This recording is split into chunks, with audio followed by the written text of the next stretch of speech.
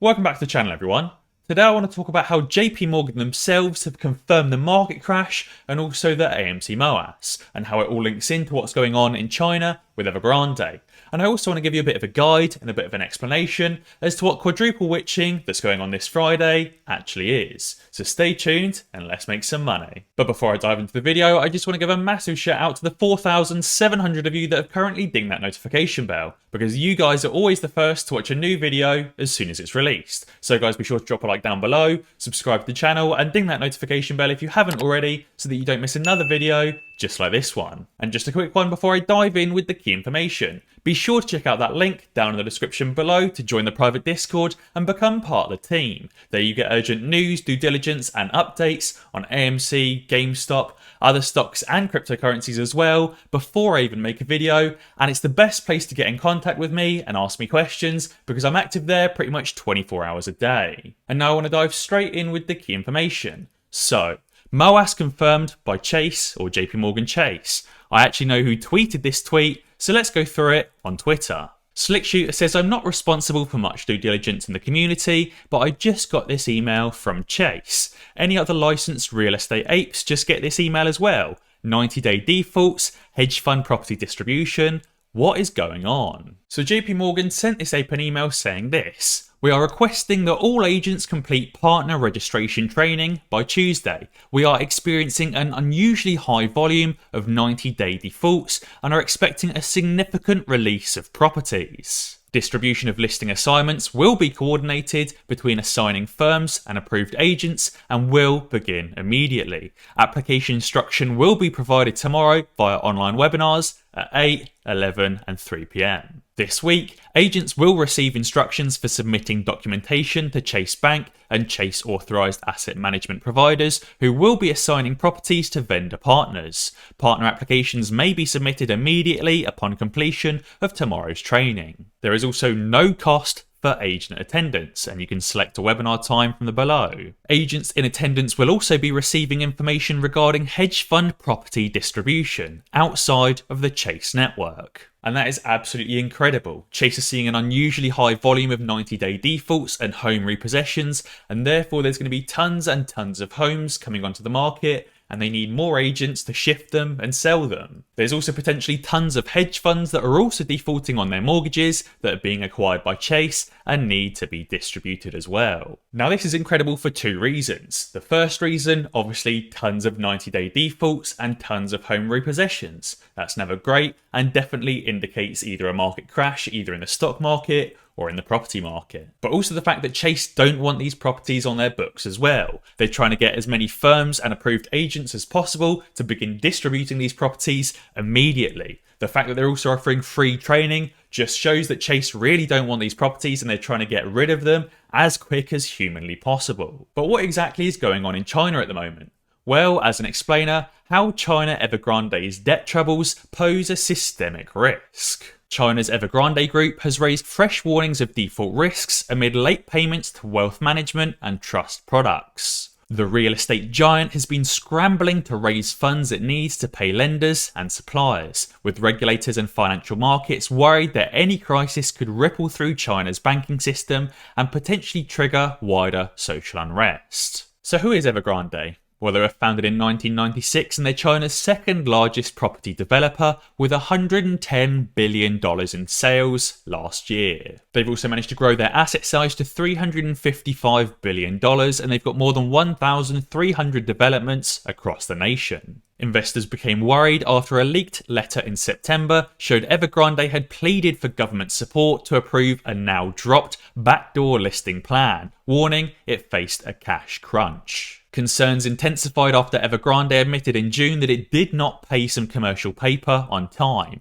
and news in July, a Chinese court froze a $20 million bank deposit held by the firm on the request of a certain bank in China. The firm's interim report said that it had 571 billion yuan, or $89 billion at the end of June in debt, compared with 716 billion yuan at the end of 2020. Total liabilities, however, increased slightly to 1.97 trillion yuan, which was around 305 billion US dollars. So China's central bank highlighted in its financial stability report in 2018 that companies including Evergrande might pose systematic risks to the nation's financial system. Late payments could trigger cross defaults as many financial institutions have exposure to Evergrande via direct loans and indirect holdings through different financial instruments. In the dollar bond market, Evergrande accounts for 4% of Chinese real estate high-yield debt, according to DBS, and any defaults will also trigger sell-offs in the high-yield credit market. It also wouldn't surprise me if many US banks also had exposure to Evergrande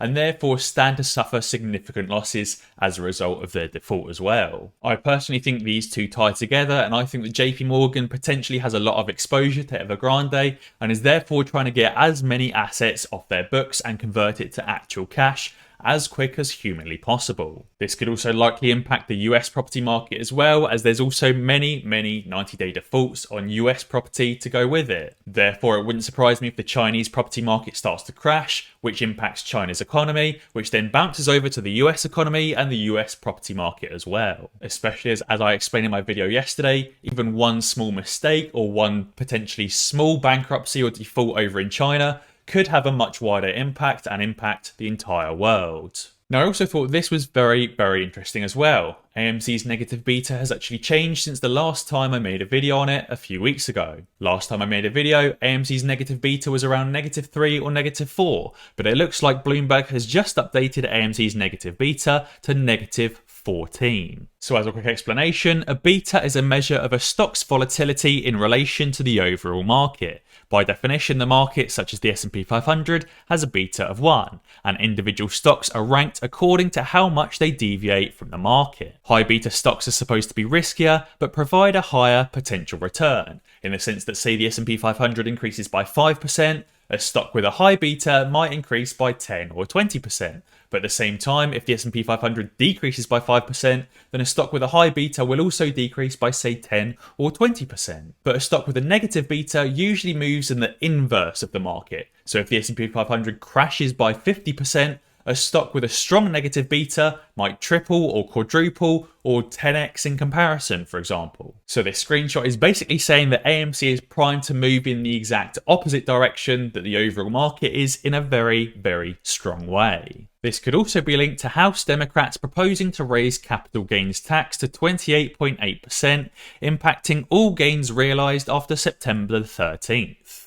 If the MOASS is just around the corner and the House Democrats can get this law passed, then they're going to get more tax money from AMC gains. Now finally, I also wanted to give you a bit of a guide to the quadruple witching and what to expect this week. So what is quadruple witching? Also called quad witching, and it refers to the third Friday of every March, June, September and December. On these days, all derivatives, as in market index futures, options futures, stock options, and stock futures all expire simultaneously at the same time on the same day, usually resulting in increased volatility. On quadruple witching days, and especially during quadruple witching hours, it's common for investors to try and unwind their futures and options positions before the contracts expire. This often includes repurchasing contracts and closing out position market capitalizations. The last hour of these trading days between 3 and 4 PM EST is referred to as the quadruple witching hour. So the week in March was overall very positive,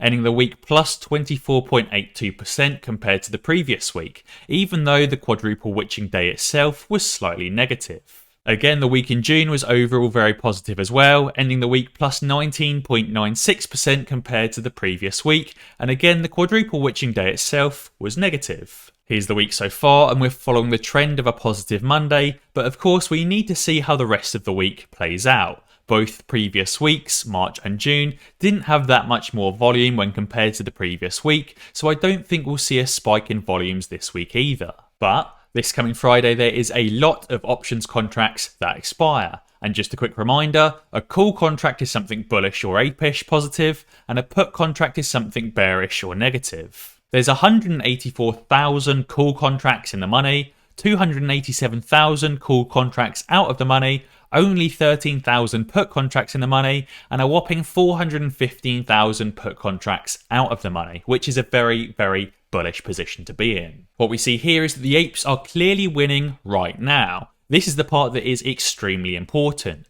since the key players who have more than 400,000 put contracts will likely not just let that slide. They will fight tooth and nail to push the price down, making sure their contracts end in the money. As the price will go up and down throughout the week, contracts on both sides will go in the money or out of the money. It's also worth noting that the call contracts already in the money are most likely already hedged for and will not move the price up anymore. Considering the vast majority of call contracts are not yet in the money, we're interested to see the price movement at every $5 mark, where most of the contracts are at. $55, $60, and so on.